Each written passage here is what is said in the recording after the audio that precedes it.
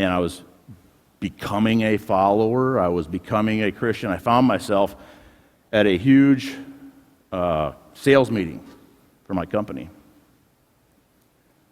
Everybody was there. My boss was there. My boss's boss was there. My boss's boss's boss was there. All the people who report to me are there. And the fellow leading this meeting decides he wants to do an icebreaker. Who invented icebreakers? There's 8 million people in this room. And the icebreaker always says, we're going to have to do this rapidly. Nobody does icebreakers rapidly. Everybody goes into a story, do they not? Anyway, that rant for another day. We're going to do an icebreaker. Here's what I need you all to do. I need you to state your name, and I need you to tell us all, what is the most important thing to you in life? And suddenly I realized my worlds are about to collide. In one world, I have corporate America. Okay? From corporate America, I get my sustenance. I get the things that sustain me in life. I get food. I get shelter. But more important, I get my emotional sustenance from them. They tell me I am somebody. They tell me how important I am. They tell me how good I am. And I need that. I cannot lose that sustenance. And the other world, of course, is Jesus. And as a new Christian, even I know what the answer to that question is supposed to be. Okay? The answer to the question of what's most important to you in life is supposed to be Jesus.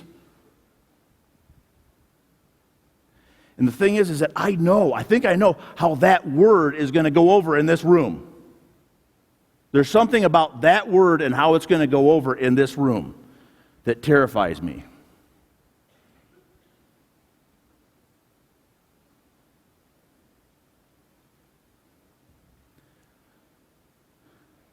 I begin to think, are there alternatives to Jesus? And have you ever done this? I'm all alone here, so I'm thinking, are there alternatives to Jesus? God doesn't hurt so bad. You know what I'm saying? For some reason, I don't know why God doesn't have the impact.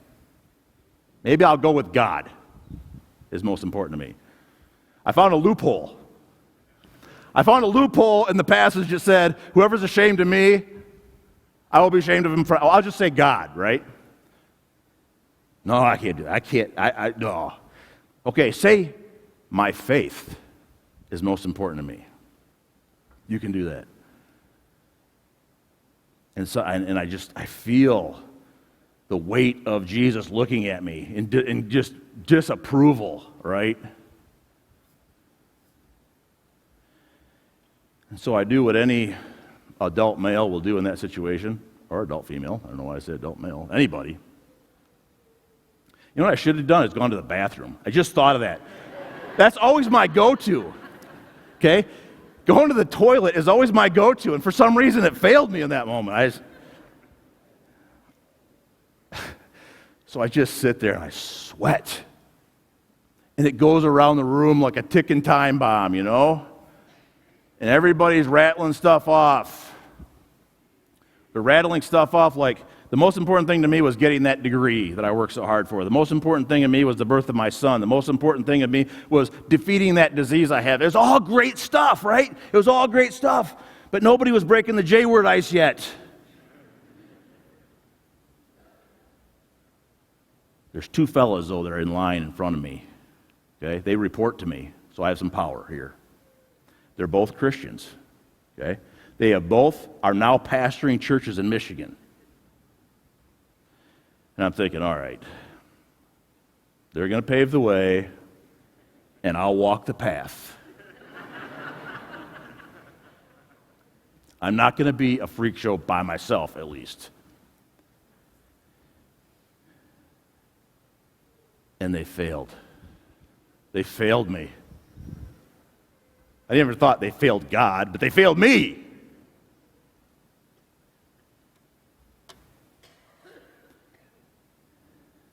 And I can hear the voice in my head. What are these people going to think of me?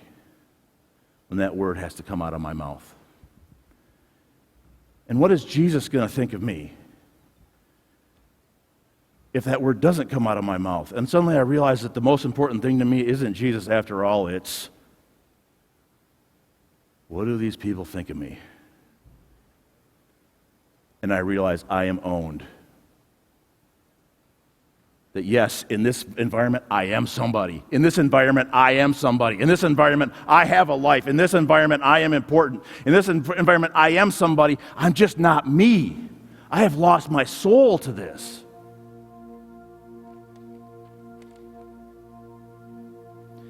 When Jesus goes before Pilate, he's given a chance at life. Pilate says, I'm going to give you a chance at life here. But the life that Pilate offered Jesus, it wasn't his life. Jesus was already living his life. And when the crowd shouted out, save yourself. Come down from there if you're the Son of God, save yourself. But he didn't actually need saving. He never lost his soul. And so somehow, when I am able to face these particular moments like we talked about last week, the battle of this moment, if I am able to face the battle of this moment and offer back courage and face those moments with courage and compassion and empathy and hope, then I gain a bit of my soul. And if I can take the hatred of the world that it needs to put on me, if I can take that transference and I can not own it, okay? But if I can carry it and offer back to those people grace, understanding, compassion, empathy, then I start living my life, the life I thought I wanted to live.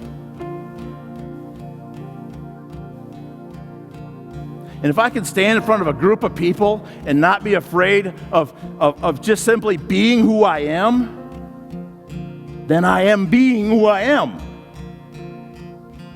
How could I not follow this man? He is the way, the truth, and the life. How could I not?